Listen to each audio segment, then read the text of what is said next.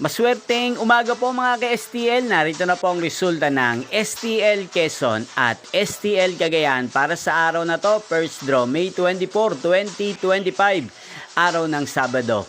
Kaya kunin nyo na po ang inyong mga tickets. Narito na po ang resulta. Ang mga numerong nanalo sa STL Quezon ngayong umagang ito, May 24, 2025, 11 a.m. First draw result, 23 at 20 in exact order.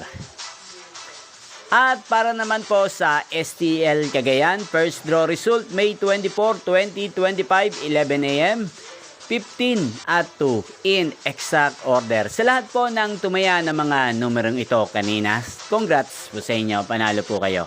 Inyo pong napanood ang resulta ng STL Quezon at STL Cagayan sa channel na to, Roderick Hernandez TV. Maraming salamat po sa patuloy niyo pong panonood at pag-suporta sa aking channel. Magkita-kita pong muli tayo mamayang 4 PM. Shoutout po natin si Ate Gina na nanonood din po sa channel na to. Shoutout po sa inyo.